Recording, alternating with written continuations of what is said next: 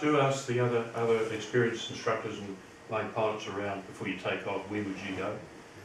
I often do it with some of the guys too. Where would you go? Just to reconfirm. Every new day is different.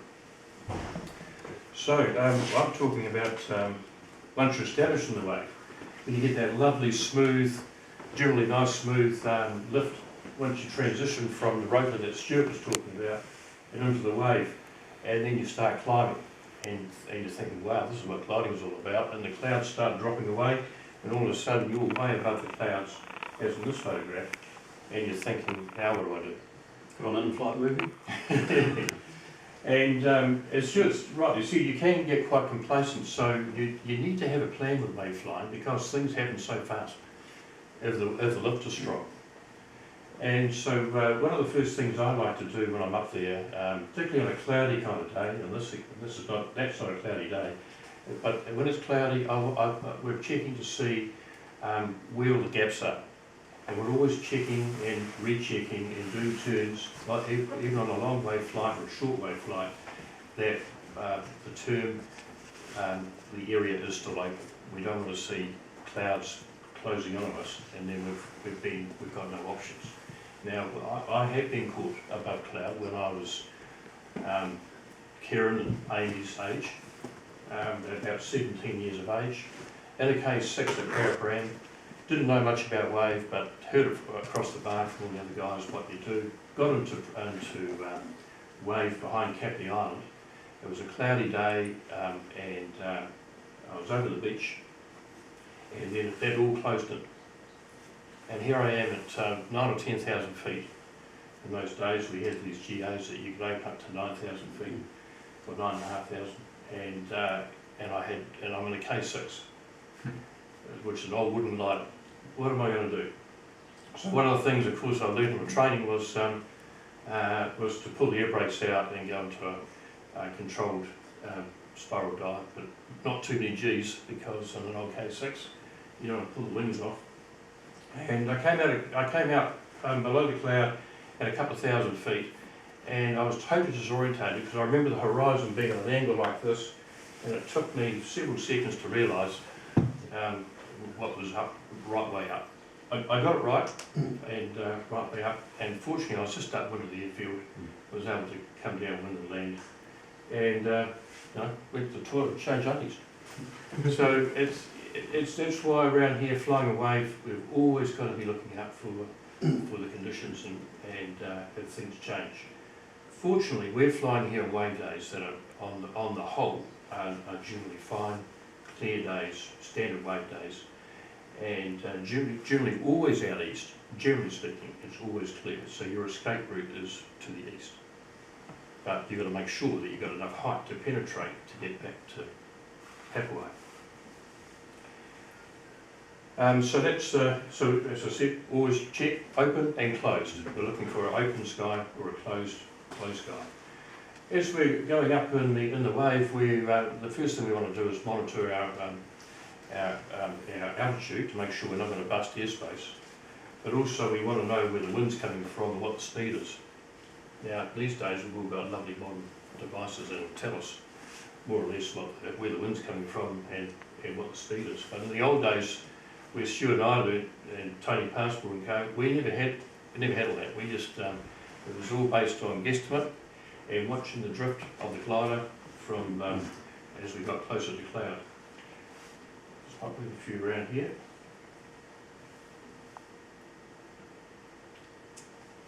Hopefully that's not moving there. Oh, here we go. Here we go. So you can see that if we don't know what the wind's doing or whatever, we can easily get into those situations of lots of cloud. And that's going back to the cloud options of gaps. What you can't see is gaps coming up here, but you can see little gaps there. Now that little gap there that you can see just here, if you're in a total cloud cover situation, you might think you can get through that gap, but by the time you start descending to get through that gap, you lose all reference as all the cloud is all around you, and that gap is a lot smaller than what you think. So if you see a small gap, it's unlikely that you'll get through that gap. As I said, clear days at Papua is when we're normally flying. This shot here is taken in the secondary behind Lake Wairarapa. Lake Ferry, or Lake Anoki. Lake Ferry, yep. Lake Anoki. Lake Anoki, Lake Wairarapa is just further up. Sometimes you can see, as Stewart alluded, well, at all times, the cat cloud on the hill, upwind, and that's just pouring down, as Stewart alluded, was like a waterfall. It's a fairly dry, it was a fairly dry day that day, and there wasn't any evidence of the primary. There were no little wispy clouds, but there was on the secondary. Well, it could have been the primary, but it was a long way downwind than what we would normally be. That's facing southwest, It's right? going south, And- it's Palliser Bay, and you can see Mount Tapaliku down here in the South Island, yeah, and there's Yeah. Wellington behind that hill, right? That's right. Yeah. Just for context. So as at all times, as I said, you're monitoring your speed and your altitude, and also the wind. You want to know where it's all coming from, because I find when I'm teaching students that in wave flying, sorry, this is not moving along. It seems to be stuck on 2 shots. There you go. I find that students are not always allowing for the drift. Now we're either flying north or south because the wind's coming from the west, and you have to do an offset to allow for the drift. You can't fly parallel to the wave cloud because you'll start drifting over with the wind into the cloud or into the sink. So you've always got to offset for the wind, and that offset can be as much as 30%, 40% in some cases. The main thing is you must stay well clear of cloud. And when you're up in a lenticular, and I'll come to there were some shots here in a moment, it's very easy and with a big smooth lenticular to quietly drift into it. It just sort of, you don't think you're drifting into it, it kind of envelops you. So if you ever get into that situation, you must turn the glider into the wind, into the west, and increase your speed. Make sure you stay well clear of cloud. Just while I'm digressing, this is a shot, one of the wave trips in the Hawke's Bay, and I think that's, in fact, I think I was with Brian Sharp on this flight. We were, that shot's taken around Ashurst, and we'd been up north a bit, and that's Mount Ruapehu, who just off the wingtip. I think it was with you, Sharp? Yeah, it was. Yeah. So when you're establishing wave, as I said before, what's your plan?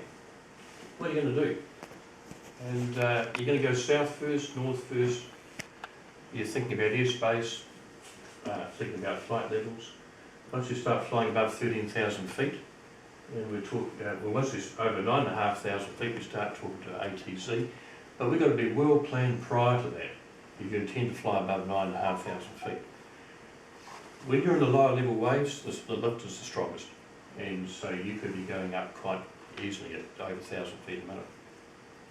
And around here, it's quite normal to be going up at 1,000 feet to 1,800 feet a minute.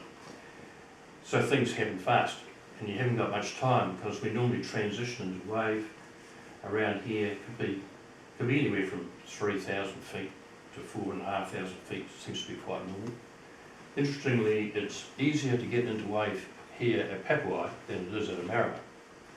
At Wairarapa, you don't normally transition on most average days until you're up around 8,000 or 9,000 feet. But around here, we can get into it a lot lower.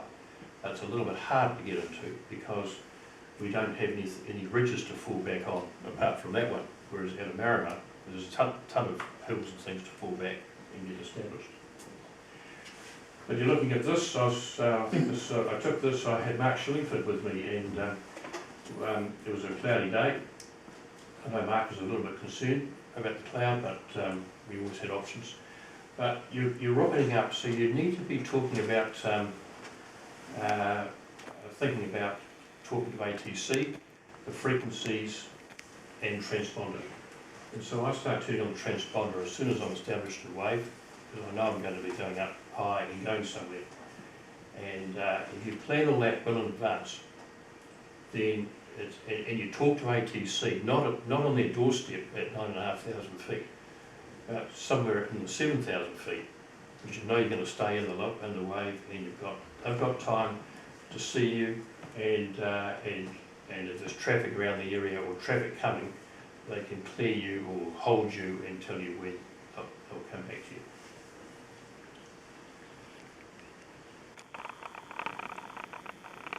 Maintaining height or controlling your height can be tricky in wave conditions, both up and down, and often a controller, when you ask for a clearance, it's better to take a higher clearance than what you actually need. Make sure that doesn't go onto only on our club YouTube. But and the reason for that is because you don't know how high you can go, and you don't want to have to be bugging the controller every time for new clearances. So generally when I'm going up to the north, I'll ask for a clearance of 160 or below, which is 16,000 feet or below. So the controller has cleared the airspace for the glider for that period. Now if I drop down to 9 or 9.5 or 10,500 feet, I don't have to call them. They know that I'm in that band. And sometimes I can't get above 12,000 feet, but it doesn't matter. If you've got the clearance, you may well get it way further north that will take you higher. So it's better to have a little bit more up your sleeve. If you start getting into a descent situation and you know you're going to be going down, and you're not going to be going back up again, then by all means tell them that you'll be going below 9,500 and remaining clear. Often the controller will only give you a clearance to a lower level, might be say 12,000 feet, 13,000 feet, and you're having trouble maintaining that because the wave's so powerful. There are a couple of things you can do. When you're getting up to those heights, don't leave it till the last minute that you're going to bust the 12,000 feet. Let's use 12,000 as an example. When you're around, you know you're going up 9.5, 10,000 feet, start increasing your airspeed. So you do what's called a cruise climb. So you can convert that energy of the lift into speed, and so you have a much reduced climb rate, so that you can maintain the clearances from 12,000 feet. Now sometimes it's not possible, but the rates of climb are stronger, and so what you need to do is it's all about management. It's all about knowing what your airspeeds are, your V&E speeds are. The V&E is. Everyone know about what V&E is for the UVs? No? Speed never exceed. So every aircraft has a speed never exceed called V&E, and that decreases with altitude as the air becomes less dense. It's another subject altogether, but in wave flying, and particularly in gliders, it's very, very important. And just as an example, at 16,000 feet, the DG1000 has a maximum speed, V&E, of 146 knots, but that decreases to 131 knots at 16,000 feet. And even at 13,000 feet, it's decreased to 138 knots. So it's important that we monitor our airspeed. In the old days, we would true airspeed TAS was important when we were flying at high levels across the ground. These days GPS has pretty much taken over from that, so it's not as important as it used to be. But V&E is always important. I mean, at the end of the day, to go too fast is too fast. Airspeed is always airspeed, so we've always got to maintain a safe speed and wave. And one way to do that is either if you're climbing and going to bust airspace, you can either drift off a little bit to the downwind, where as long as you clear a cloud, to get into the level where there's no lift and no sink, so you can maintain that. And if you get into sink, you can come down a couple of thousand feet and then turn right or left into the wind fast to get back into that wave, or you can slow down and use your air brakes to maintain height. I have been once with Louis Tapper in Wave, where he wanted to do spinning exercises, spiral dives, and we were in behind the hills of Wave, and it's the only time ever when we've been doing spins that we've ended up higher than where we started. That's how powerful the wave can be. What have I got here? Wave is generally very fast, energetic flying. That's Mount Ruapehu there. And this is a fantastic site for it. When you get into it, with an instructor, that's the best training. There's Ben Wilson. When I was flying with him, and remember that day, Ben? And Marty was in the other twin, and so we had two New Zealand pilots flying the gliders, and we were quite high. I think we might have been 12 or 13,000. That's Wellington Harbour down there as we're heading south. But we're going fast. It's because the energy is the lift is strong, so we can cancel it out by going fast. I don't like flying much more than about 110 knots in wave, and I normally allow for a 20% safety factor in terms of the V&E, and when I'm 16,000 feet and below, up to 10, 11,000 feet, if I have to go V&E, I will, because the glider is fine at that altitude. But once you start getting up into 13,000 above, you need to learn these things. The use of oxygen, in the old days we used to have what's called an A8A, which regulated. It was constant flow, and you go through gas like no tomorrow, and we wear a mask. And these days we fly with the latest stuff, which is Mountain High, which is a cannula you put under your nose, and it gives you a pulse of oxygen every time you breathe in. One thing I noticed that when I'm flying it, I tend to fly with my mouth open for some reason, which is useless when you're awake, because you need to breathe through your nose. So you've got to remember that when you are on oxygen, don't open your mouth unless you're talking. Remember to breathe through your nose, and you'll hear psh every time you breathe through your nose. That's the gas going through. Another shot of Ruapehu. There's a lot of shots of Ruapehu in this one. It's important when you know you're in wave, put your gas oxygen on early, and so that you're all prepared with your oxygen before you need to call the controller. Don't be fiddling around, hands off the controls, and putting stuff on your nose and things while you're trying to work transponders and radios. Do it all in a really early, even from a lower altitude.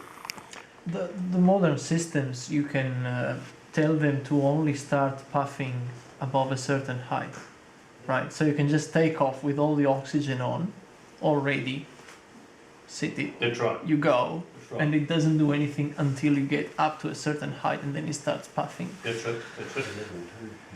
I'm not an expert on hypoxia and all that, but little tips for what I do, and every pilot will have their own, I'm sure.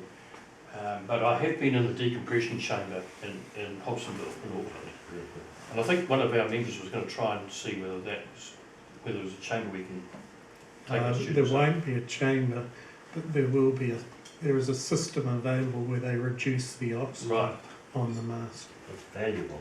But it is a valuable tool for wave flying for those who are using oxygen. And I recall when I went up there with a group of Wellington Club members, and we were taken up to 25,000 feet in this chamber on oxygen, and then a couple of in pairs we were told to take our masks off, write down 301, subtract 7, keep going, do that 5 times, sign your name, and then keep going. And it was incredible watching all our colleagues and the different reactions. It was some people, it was like they were absolutely drunk, and it was, oh, this is great, and they were just right out of it. And when the instructor said, put your mask back on, and turn your oxygen on. Most of them didn't do it. Had no idea.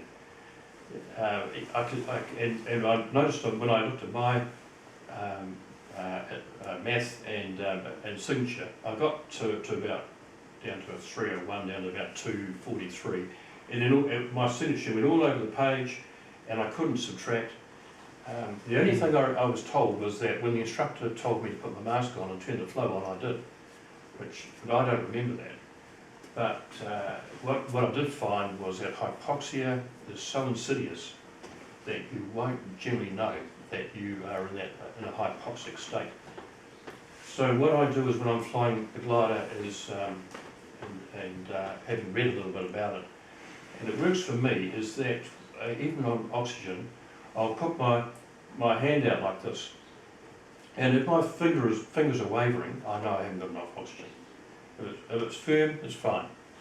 And it's just, it's the blood saturation, oxygen saturation in your blood that is affected. And I think on average we need to be, we'll come back to that, I think on a normal situation we need to be around about 98 for normal levels, but if you get down, you only have to go down a little bit below 98 and you're in a hypoxic state. Hypoxia can affect people in different ways, different ages and different altitudes. It's not all high altitude stuff. I know some pilots who have been affected by hypoxia at much lower levels, 5,000 to 8,000 feet. If you've been on the booze the night before, you're not going to be in a great state for a wave flight. So you've got to be very careful, and you've got to be monitoring your oxygen. I know when there's a few people in the room here have been with me in the ACUS, and they'll know that I'm always asking them, how you're feeling, and if I don't hear anything from them. I remember with Sharpie flying once, and Sharpie said I've got a bit of a headache when we were coming back from up north, and I thought, maybe I've got maybe I'm feeling going that way too. So you've got a headache, that's a great sign. So I opened the brakes and descended to a lower level, and we felt fine, and increased the flow of oxygen, so we were fine. And I'll tell you another one is yawning. If you're yawning in flight, tired, yes, I know you yawn. Just that's a sign. So you just So she's hypoxic now. yeah, sea level. So you've got to be very careful with wave flying, but it's so rewarding.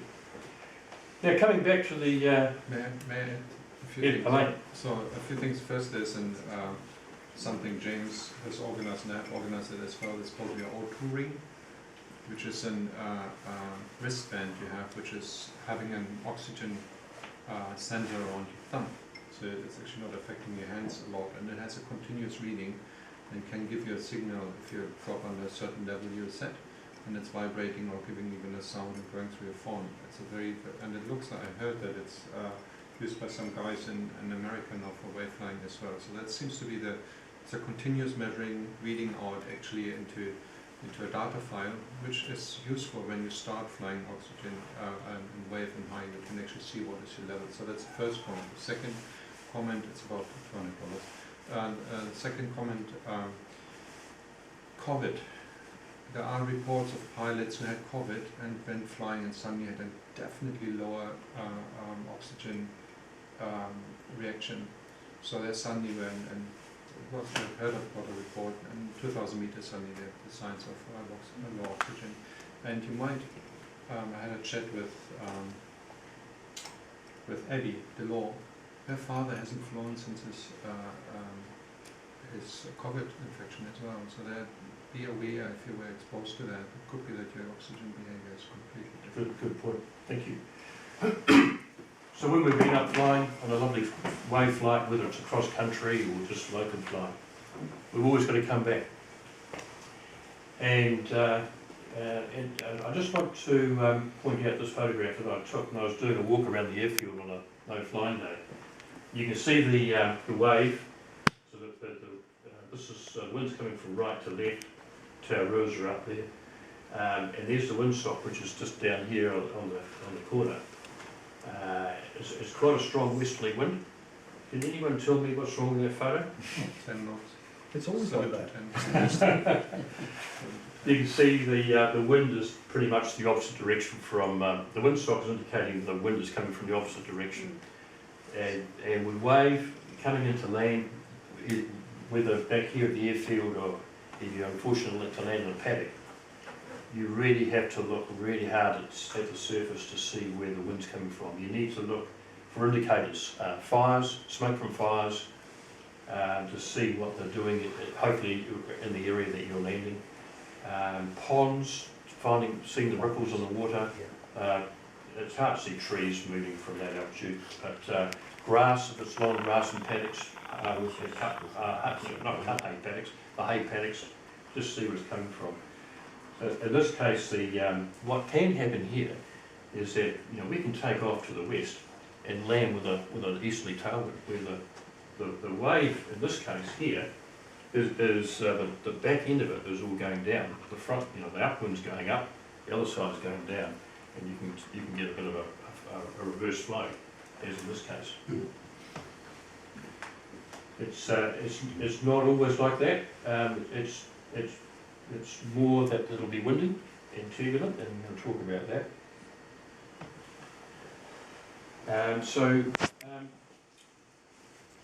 Here we are in the wave, and we're I think that's probably down Lake Wairarapa on the way home. So now I'm thinking about, you see I'm allowed for the drift by, because the wind's coming from left to right, so that wave is coming down there and going up there. I'm going through that gap. So I want to descend now, but I'm in the lift. There's two ways you can come down, or obviously lots of options to choose to come down. I should say, you don't want to go down through, pull the air brakes and go down through there. If there's a gap out to your right in the lee side, you can use the wave rather than your air brakes to descend. Because what's going up on the left will be going down twice as much on the right. But you don't want to be descending in the lee of the wave unless you know you can comfortably glide back to Papua. So on blind computers that might say you've got 1,000 feet over glide slope to get back to Papua. Never rely on that. I'm working on 4,000 or 5,000 feet above glide slope to get back here, even in the Arcus. And sometimes more if it's a sou'wester. If you're up north and you're pushing your headwind on the way back, you'll need more than that. So in this example here, I actually flew right to, it was too rough, I recall, on that flight to go out to the right. I could see lots of rotor cloud. I would have been all that rotor, and even though gliders are very, very strong, it's very unlikely that a fiberglass glider would break up in flight. An old wooden one, yes, possibly, but it's a rare occurrence. But I don't want to put myself in that situation. So I remember on this one, I went right to the end of it, where the cloud just withered away to nothing, and then I dropped back and used the wave to come back. And I know that I teach that in the Arcus when we're coming back from a flight with the students, so I always try and use the wave. And then once when you're looking at the ground, you're wanting to know what the wind's doing. Now, fortunately, here when we're flying, we've got the ops team flying, or someone's on the radio here. It's very easy to get a call on the wind. So, use an example of coming back to Papua. Even with the calls on the radio, I'll always do a high level circuit overhead at about 3,000 feet. Check the windsocks and check all the windsocks to see which way they're all pointing. And then you're ending up in the rotor, and it's rough, so you're going to be in all that stuff down below. Once you're underneath there, it's going to be quite turbulent, and you're thinking well in advance, like putting the wheel down early when you're overhead here, so that you know the wheel is down the lot, because it's going to get busy. It'll be turbulent. And then you're thinking about the airspeed. What airspeed are you going to use for the circuit? Now sometimes I'm doing 70, 80 knots downwind because it's rough, the line is sinking, and I've got good control and I'm comfortable, and I'm not starting a circuit at 1,000 feet above here. Starting a circuit can be as high as 2,000 feet. Can I just chip in, Greg? I would thoroughly recommend that when you've come down, just holding your height at Yeah, 2,000 to 3,000 feet for a while, get used to the lower altitude gives you focus, before you. right? Yeah, that's go right, on yes. circuit. Yeah, just get your depth perception Mhm. right, what Stuart's saying. So if you've been up high, don't pull the brakes out and come racing down to ground level. Just come down in stages so that you can go down from say 9 to 4 and just hang around there for a bit, and that will just get you orientated with the ground. No, You've also got a big pressure change to deal with. that's right, yes, So yes. yeah, coming down fast is a bad idea. Yes, that's right, yeah. Also, the QNH may have changed too. Pressure changes may have occurred as a front. The best wave happens here when we've got a approaching cold front coming up South Island, as the gradients of the isobars increase, so that the pressure changes as well. So whatever you took off from, generally there'll be pressure will be decreasing as you come back. As long as you maintain a safe speed around the circuit, and if you ever got stuck in heavy sink, low level, going downwind down here, don't ever attempt to cut the corner or come onto the terrace. Just carry on, use the tailwind component, and head down towards runway 21 and turn right there and land down there. Always, in those situations, use the wind. That's from my balcony in Wellington, looking at a setting sun over a strange looking lenticular, which I mean that's looking towards Point Jerningham, Orangeville Bay on the right, and so looking out towards Norwood Island, I think it is there, or Sums Island. This cloud here, I just normally get that the lenticulars are left to right. That one was a bit odd, so that's the photo. Pressure. I think I've pretty much covered things there. I think what we can do is have a question and answer, and answer any of the questions, particularly the newer pilots who would like to know some bits and pieces, and maybe the experienced pilots. Well, this is with Brian coming back from. He got caught. Not caught. Was it Brian? Might be someone else. Sam Evans. Anyway, that's Palmerston North down there, little Ross. Can we just go back to that windsock one, please? Sure.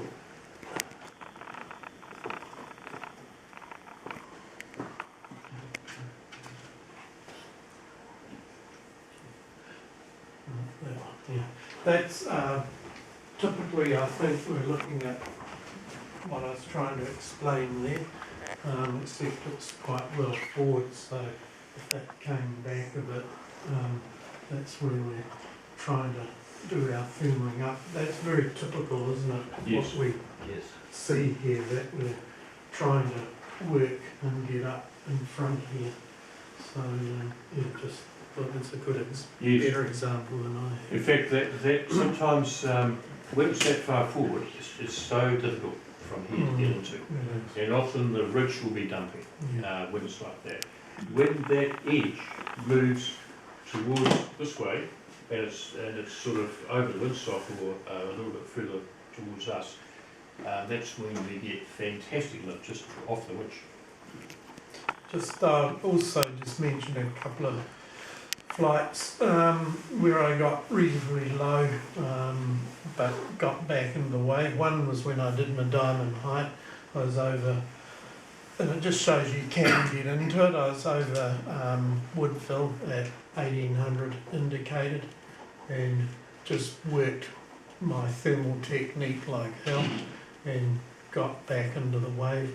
Another was a day over, well, behind Lake Wairarapa, and I was getting quite low. I can't remember, it was lower than 1,800 feet, but I could see the bits of rota, those little bits I was pointing out earlier on, and just pushed to those, and sure enough, at about 1,500 feet, I think I got into the wave there. I think it's a little bit smoother system down south off the Rinatakas too, which helps. Just, a lot of people can't visualise wave from the ground when it's cloudy and things, but it all becomes quite clear when you're above the clouds, and you can see, this is a good example actually.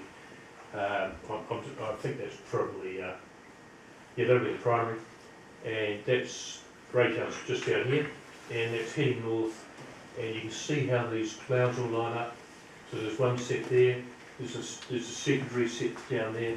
You always can get the strongest lift in the primary, and from there you just keep flying along that edge, staying well clear of the cloud, and again you can see the glider angled out to the left to offset the drift. Might have some more here. Great. We've got the other questions. Great. Can you go back to when you very first started with the lake on it? Just give everybody a treat. I'll just go, this is one of the first times we've got the Arcus here, and this is in the Hawke's Bay, thick, heading south down to Wairarapa here. Brilliant day, you can see we're disconnected with this high level wave here, this system here. That's out to the right here is Wairarapa, number 2, and that's the there's the primary wave. So this is where you'd be climbing up on, then you transition forward into this. Just on the safety thing again with lenticular, and I'll use some examples. I remember years ago, I was probably, might even been still at school at the time, so I wasn't actually, hadn't gone solo, but I remember we used to get a lot of overseas people coming to Marston. Marston within gliding was quite world famous back then.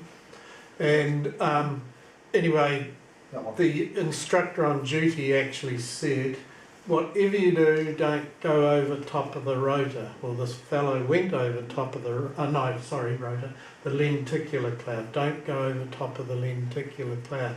So he did. He ended out over the sea out the coast and just managed to scrape in and land out at Homewood.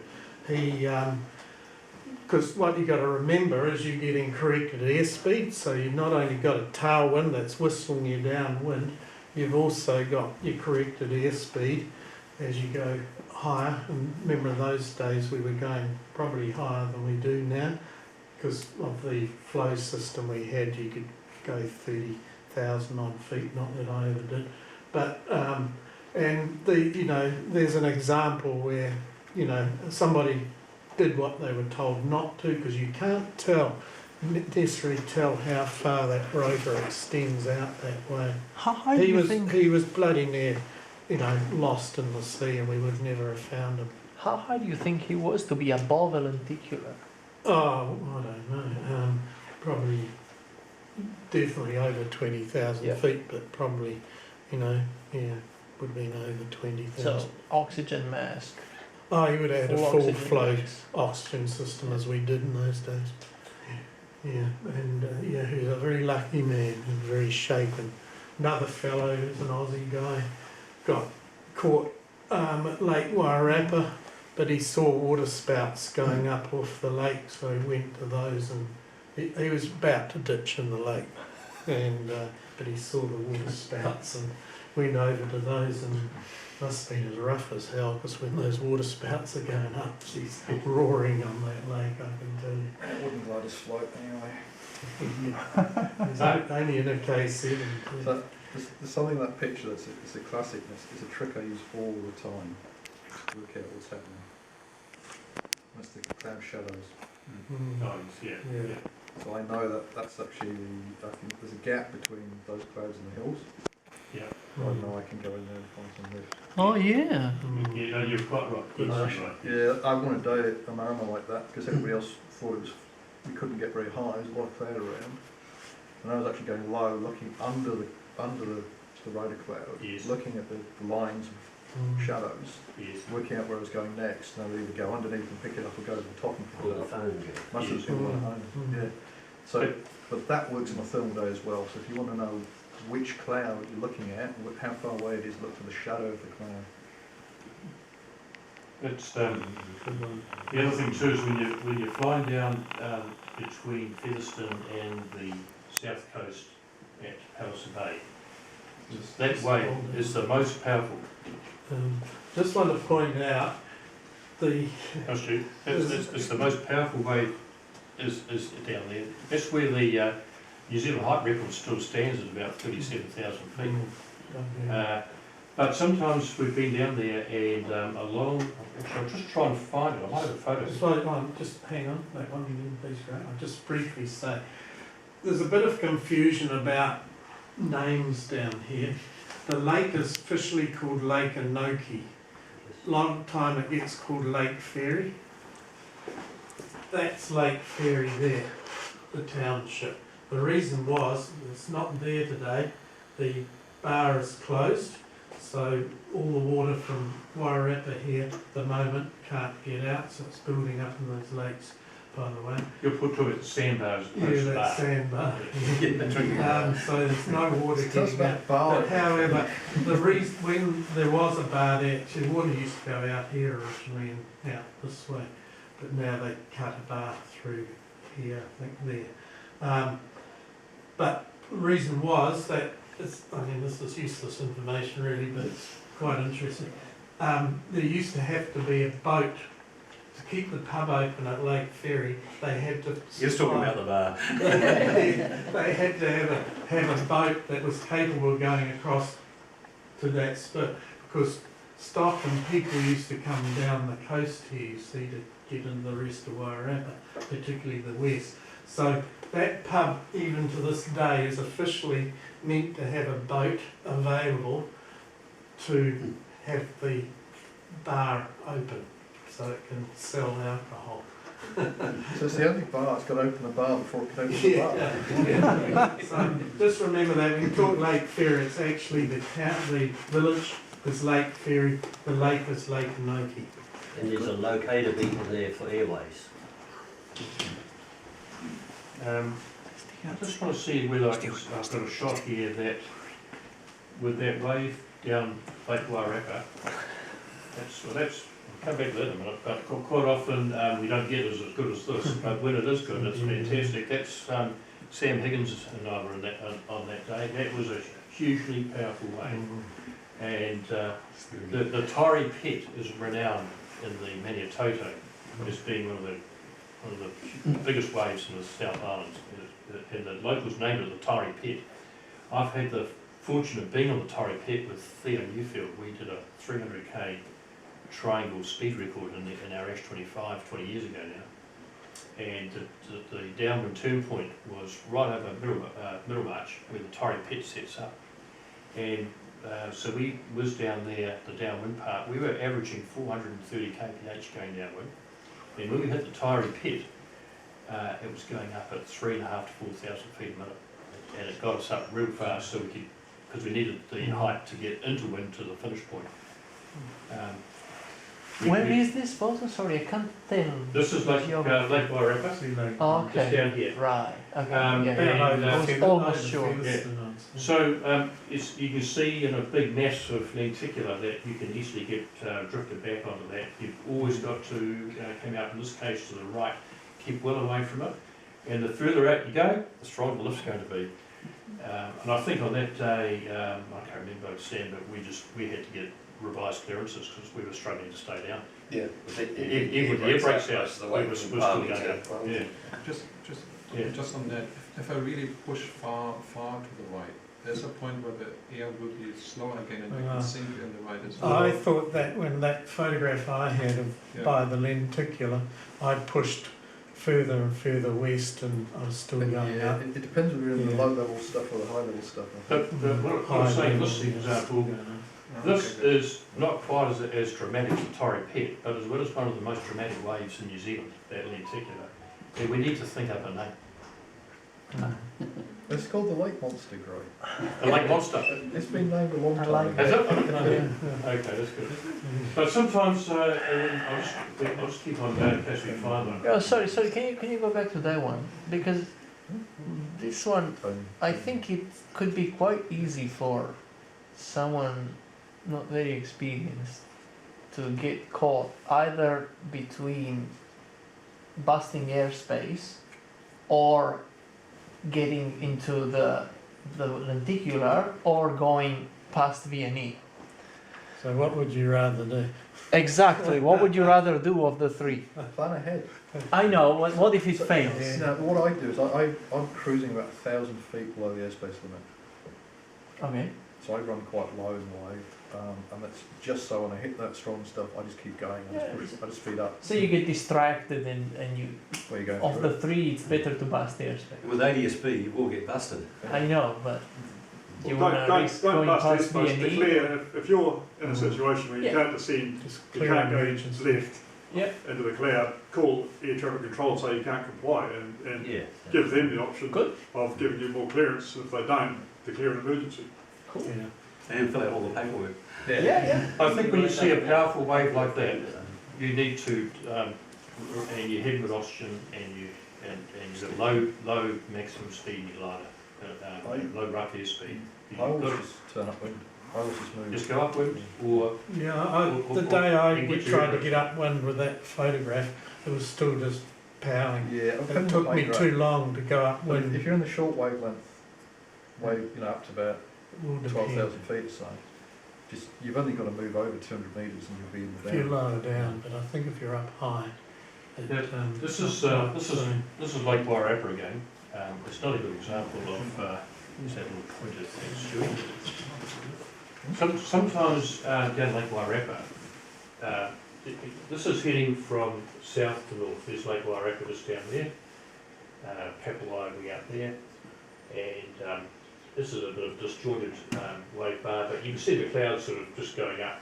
Quite often on the wind they'll turn downwind and keel over to the right.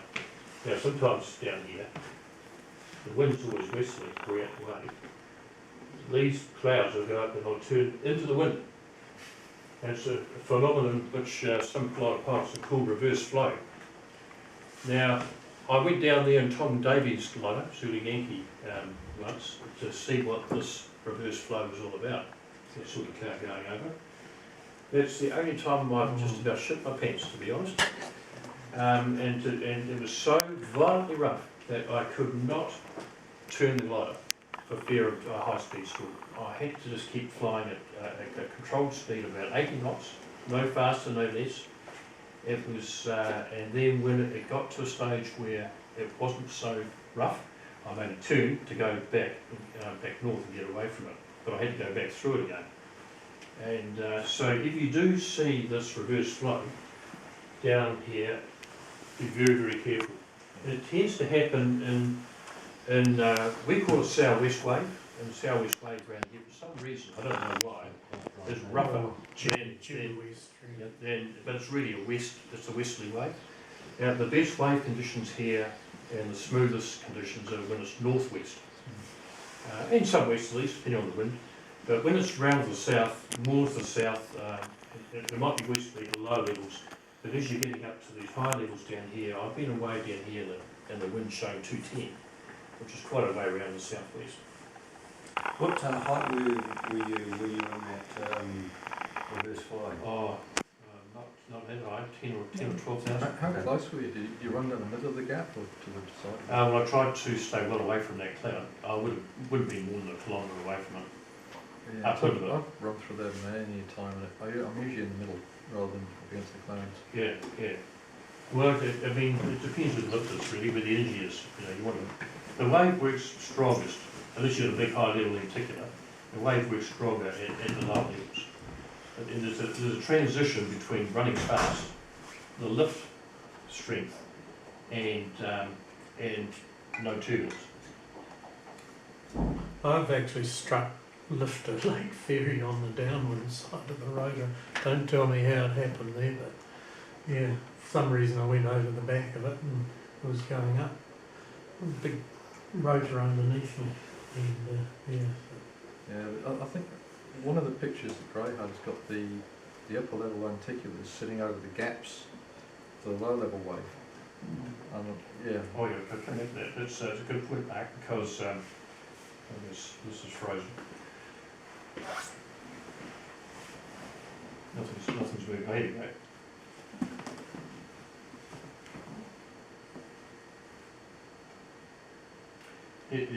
This is, I think that's what Mark's talking about. So you've got a lenticular there, which is the main lenticular, and that'll run all the way up North Island. You can see, you can get up high, you can fly along there, push out, come around there, and so on.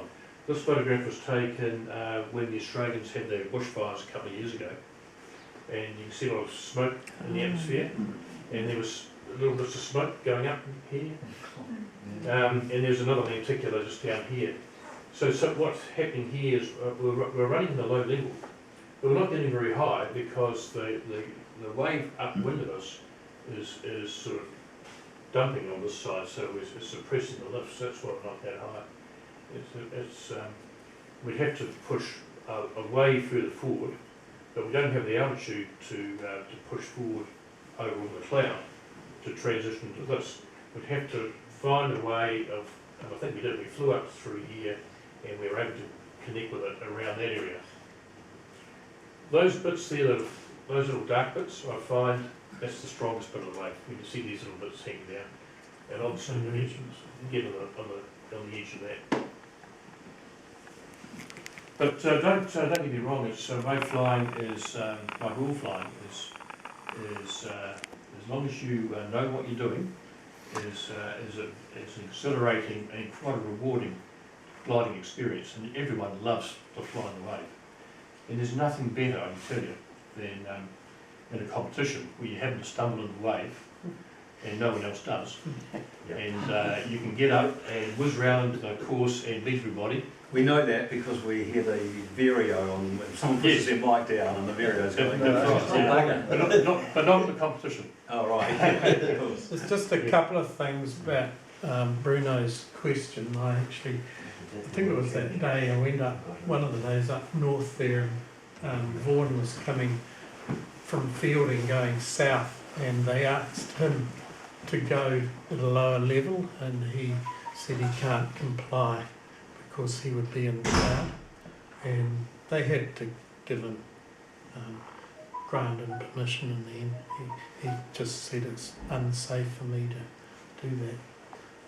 The other one, just getting back to the decompression chamber, when I went in it, there was quite a diverse range from a guy from Upper Valley, Tony, he was an accountant, Upper Valley. I mean, I was only 20 or 21. Fred Talbot. Was it? Yeah. And he, for example, was 20 minutes with no oxygen. He went from 301 to plus 1,000 and something, signing his name by every seventh answer or fifth answer. They had to put, say, just give up, you're one in so many. However, there was another fellow who was had recovered from flu, cold or whatever, lasted only seconds.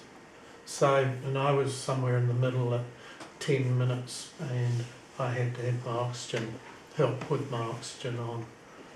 So it just shows you how your health, that guy that did 20 minutes could be unwell and only last 2 minutes another day. So what you strike now isn't necessarily what it will be another day. So just be cautious. And again, it gets back to your health thing, I'm safe.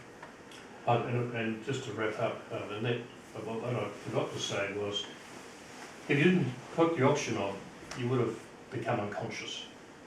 And you might have woken up, you probably would have woken up when you're down at low levels. But you'd be totally disorientated. Whether you had any wings left on your glider, who knows? Vivian had it. Vivian had an experience. I know an instructor at Wairarapa had an experience.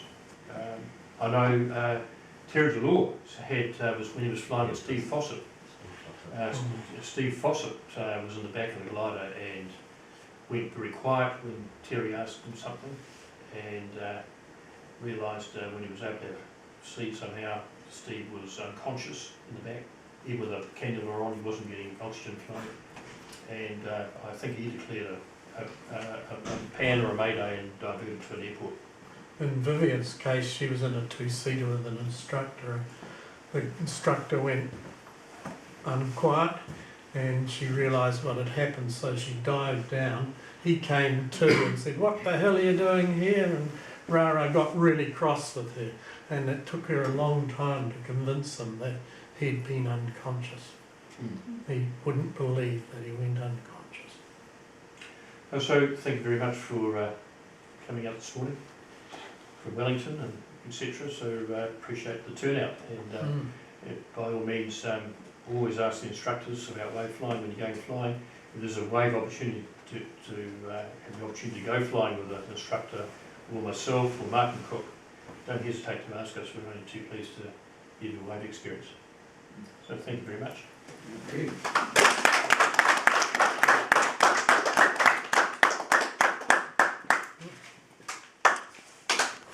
Actually, with spring coming on, we're going to get a lot of wave opportunities, hopefully.